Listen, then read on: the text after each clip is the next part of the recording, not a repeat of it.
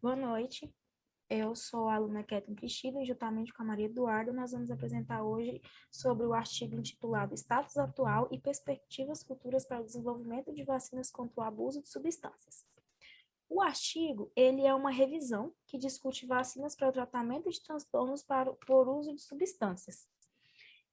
A ferramenta de pesquisa utilizada foi o PubMed, onde os autores pesquisaram ensaios clínicos e pré-clínicos de vacinas em humanos para tratamento de nicotina, cocaína, metanfetamina e transtornos por uso de opioides. Além disso, eles buscaram também estratégias de desenvolvimentos recentes para o aumento da resposta imunológica por meio da alteração de moléculas conjugadas e adjuvantes. Apesar de décadas de avanços no desenvolvimento de farmacoterapêuticos seguros e eficazes para o tratamento de transtornos por uso dessas substâncias, essas condições elas continuam sendo uma grande ameaça à saúde pública e ao bem-estar econômico em todo o mundo, não só no nosso país, mas no mundo inteiro. Então, de acordo com a Pesquisa Nacional sobre o Uso de de Drogas e Saúde, em 2015, aproximadamente 20,8 milhões de pessoas com 12 anos ou mais tiveram transtornos por uso de substâncias relacionadas ao uso de álcool ou drogas ilícitas. No mesmo ano, 21,7 milhões de pessoas com 12 anos ou mais precisaram de tratamento para o uso dessas substâncias.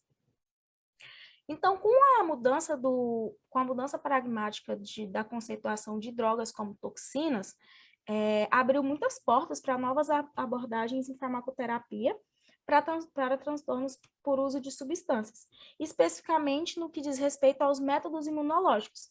Essas estratégias incluem imunização ativa com vacinas, imunização passiva com anticorpos monoclonais, antifármacos, que é o MAB, enzimas metabólicas cataliticamente eficientes e transferência gênica de proteínas antidrogas, incluindo a MAB e enzimas. Então, a principal estratégia no desenvolvimento das vacinas terapêuticas é induzir a ativação de células B dependentes de células B dependentes de células T, que vai levar à produção de células policlonais específicas para drogas de anticorpos. Então, qual é a ideia principal de algumas vacinas? A nicotina, por exemplo, as moléculas das drogas, elas são pequenas, diferente do anticorpo, que é uma molécula um pouco maior. Então, o anticorpo ele não consegue ultrapassar a barreira hematoencefálica do cérebro. Então, a vacina, eles vão unir um composto, que vai ser o composto anticorpo droga, né? No caso aqui, que a gente está dando exemplo da nicotina. E aí, como essa molécula vai estar ligada a uma molécula maior, ela não vai conseguir ultrapassar a barreira hematoencefálica e fazer todo o efeito. Então, as vacinas e outras terapias imunológicas para o transtorno de uso de substâncias, elas exercem seus efeitos por mecanismos farmacocinéticos, que é a ligação ou a degradação da droga livre. Vacinas conjugadas com fármaco têm se mostrado capazes de reduzir as respostas fisiológicas e comportamentais às suas moléculas-alvos quando testado em modelos animais. Então, agora a gente vai falar sobre as vacinas para transtornos por uso de substâncias, especificamente sobre algumas. Primeiro, sobre a nicotina. O uso de tabaco, ele é a principal causa de doenças evitáveis e morte em todo o mundo. A gente sabe que o nível de pessoas que fazem uso de tabaco de todas as formas, cigarro, atualmente tem o narguilé e tudo mais, masca-fumo também, é muito alto. Então, ela aí também é um tipo de morte evitável. Então, entre as vacinas da nicotina, de proteínas conjugadas de primeira geração, nós temos a Nicovax, que demonstrou resultados promissores em um ensaio clínico. Então, a dose mais alta da vacina, ela produziu títulos de anticorpos antinicotina mais altos e foi associada a taxas de abstinência significativamente mais altas em comparação com o placebo. Alguns fármacos que foram aprovados pelo FDA para de fumar, usam-se a terapia de reposição de nicotina, como a bupropiona e a vareniclina. Desculpa. Então, como que acontece a ação da Nicovax? A nicotina, ela se espalha através do corpo, quando ela é ingerida. Quando ela é absorvida, ela se espalha através do corpo. E aí ela vai entrar nos capilares externos e vai atravessar a barreira hematoencefálica.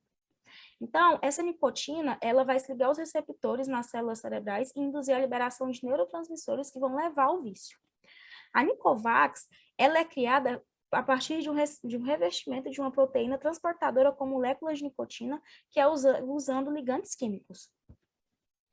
A vacina, ela é processada, aí a vacina é aplicada, e aí ela vai ser processada em nos nódulos linfáticos que vão produzir os anticorpos contra a nicotina. E aí vai acontecer aquilo que a gente falou um pouco mais atrás. O complexo nicotina com o anticorpo não vai conseguir ultrapassar a barreira hematoencefálica e vai impedir que a nicotina tenha ação no cérebro. Mas, infelizmente, em um ensaio clínico na fase 3, essa vacina ela falhou em demonstrar eficácia em uma redução ao placebo para diminuir o tabagismo. Uma nova abordagem para o projeto de vacinas contra a nicotina tem sido o desenvolvimento de vacinas baseadas em nanopartículas também. Então, estudos pré-clínicos avaliaram o aumento da vacinação anti-nicotina com a imunização passiva usando anticorpos monoclonais, enquanto a terapia combinada superou qualquer intervenção sozinha da redução dos efeitos comportamentais da nicotina. E essa abordagem pode ser limitada por considerações práticas na tradução de um modelo clinicamente viável. E agora falando rapidamente um pouco sobre a nicotina. Ou nicotina não, desculpa, a nicotina a gente acabou de falar, sobre a cocaína. O Escritório das Nações Unidas sobre Drogas e Crimes, eles estimam que a prevalência anual mundial do uso de cocaína esteja entre 0,3% a 0,4% da população de 15 a 64 anos, o que significa aproximadamente 18,8 milhões de usuários dessa droga. Então, até o momento, apenas uma vacina contra a cocaína anticocaína completou os ensaios clínicos, e ela é a vacina TACD, que ela é composta de succinil, norcocaína, no sistema nervoso central, conjugada à toxina B da cólera. Mas, embora essa vacina tenha mostrado resultados promissores naqueles que alcançaram uma alta resposta de anticorpos, a consistência na imunogenicidade entre os indivíduos permaneceu um problema. Então, uma vacina contra a cocaína utilizando adenovírus interrompido como portador, avançou também para ensaios clínicos, como um estudo da fase 1 em andamento. A vacina, uma segunda vacina também que está sendo produzida, é a vacina DAD5-GNE, que consiste em um apteno de cocaína de terceira geração, que ele é conjugado a proteínas do capsídeo do adenovírus com serótipo 5 deficiente para replicação interrompida. Então, aqui é uma tabela demonstrando a descrição de algumas vacinas que já foram descritas na literatura. As vacinas para nicotina, a gente tem a Nicvax, que foi a que foi falada agora, a NIC002, a Nixine, TANIC, NIC7001 e a CEL068. Os resultados de cada uma está aqui no final da tabela, mas infelizmente essas duas últimas não foram reportadas nenhum resultado. Já as vacinas para cocaína, anticocaína, existe a descrição só de duas, que é a TACD e a DAD5-GNE. Mas, infelizmente, a TACD ela está parada no momento, mas, em contrapartida, a DAD5-GNE ela está em progresso. Agora a gente vai falar um pouco, nós vamos mostrar um vídeo que nós encontramos que é bem interessante, onde demonstra como é a ação dessa vacina. Existem poucos tratamentos específicos para a dependência de cocaína, tanto é que a questão da dependência do crack e da cocaína são um grave problema de saúde pública no Brasil. Se a gente dispusesse de mais uma ferramenta nesse arsenal terapêutico, seria importante, né, para ajudar. Hoje, no Brasil, a gente tem uma prevalência de dependência de cocaína que gira em torno de 1% da população. Então, é uma doença que precisa de novos tratamentos. A vacina antidependência, ou vacina antidependência, no nosso caso, a cocaína, né, é um tratamento imunobiológico que é utilizado para induzir a produção de anticorpos contra a droga em questão, né, pelo próprio corpo. Né. Então, uma uma vez que a pessoa recebe a vacina, o corpo dele produz anticorpos, esses anticorpos bloqueiam a passagem da droga dentro do cérebro, né? E isso a droga não consegue agir. No longo prazo, a pessoa não tendo o efeito da droga, ele tende a abandonar o uso daquela droga. Agora falando um pouco sobre a metanfetamina. Também ela é um problema de saúde pública. Nos Estados Unidos, em 2015, aproximadamente 897 mil pessoas com 12 anos ou mais eram usuários de metanfetamina.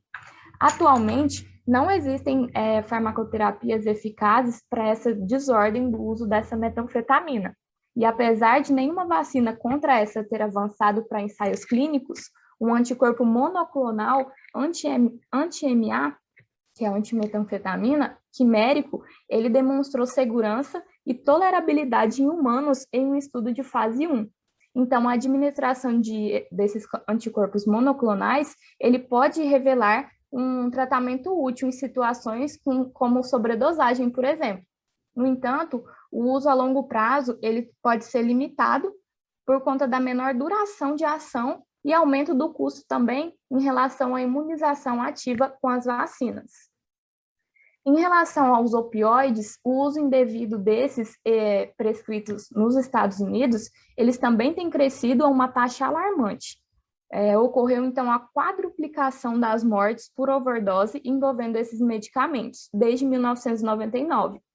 Além disso, aqueles que fazem mau uso desses medicamentos, eles podem frequentemente fazer a transição para o uso de heroína.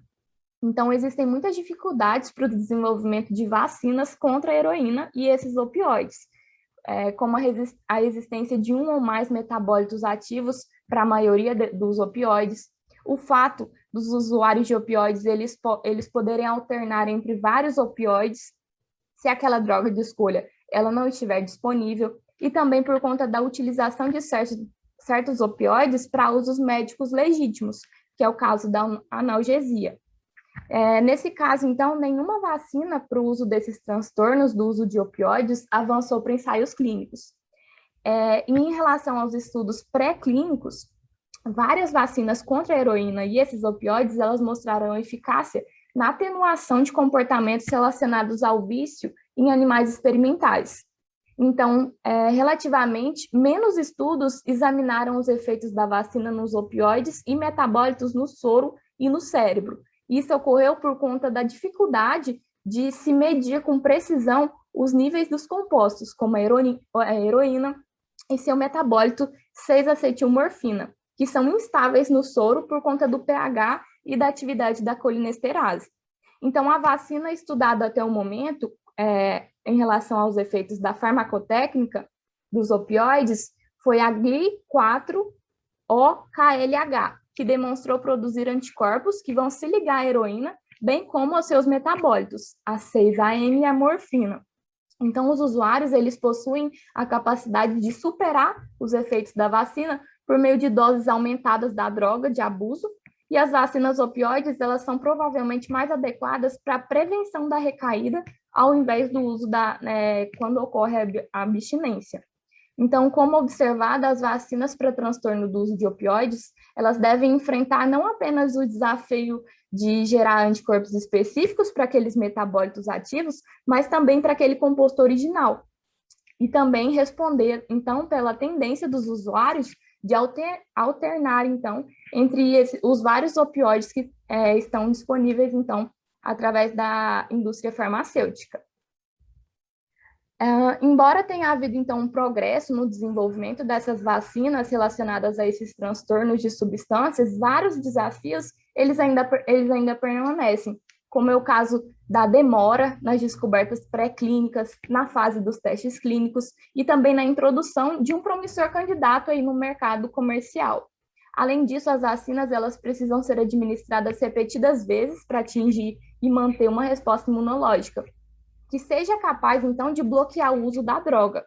Além disso, os estudos de pesquisa, eles ainda precisam considerar pessoas com sistema imunológico comprometido ou que respondam menos às vacinas, como são os casos de pessoas que tenham doenças médicas ou que tenham também o vírus da imunodeficiência humana, o HIV, visto, então, que é comum entre os usuários de drogas. Além disso, o ônus financeiro, ele também está associado ao desenvolvimento das vacinas e deve ser levado em consideração, porque existe toda uma questão financeira aí por trás desses testes. Novas abordagens, então, que alterem a composição química da vacina, elas podem servir para aumentar a resposta dos anticorpos em pessoas que possuem esses transtornos. Além disso, as vacinas, elas têm para transtornos relacionados a substâncias, eles têm um potencial significativo como medicamentos para auxiliar no início da abstinência. No entanto, o seu uso para reduzir o risco de recaída em pessoas que já estabeleceram a abstinência, ele também apresenta uma área de importância que deve, então, ser estudada. Alguns pontos importantes, então, que devem ser destacados é que a eficácia da vacina contra a nicotina, que já foi mencionado, de primeira geração em ensaios clínicos, elas têm sido limitadas por conta de respostas subótimas de anticorpos. Então, uma inovação com a introdução de vacinas baseadas em nanopartículas para aumentar a imunogenicidade e o uso de vacinas multivalentes para reduzir a variabilidade de não respondedores, eles podem ser utilizados. Além disso, as vacinas que são destinadas a tratar o transtorno por uso de cocaína, elas podem funcionar melhor quando com um componente para prevenção da recaída, em vez de um agente para o início da abstinência. Então, um desafio particular seria a necessidade dessas vacinas se ligarem ao composto original e aos seus metabólitos ativos.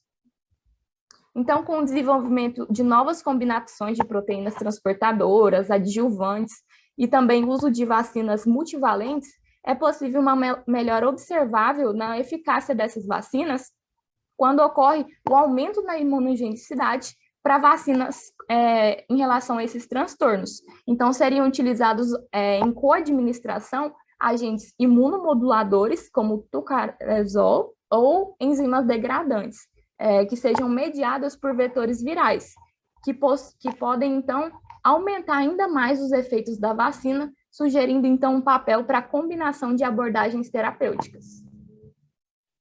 E um outro artigo aqui que a gente trouxe, intitulado Imunização contra o Abuso de Drogas, a gente quis demonstrar aqui algumas vantagens e desvantagens que os autores eles observaram em relação ao uso dessa imunização ativa, que é a vacina.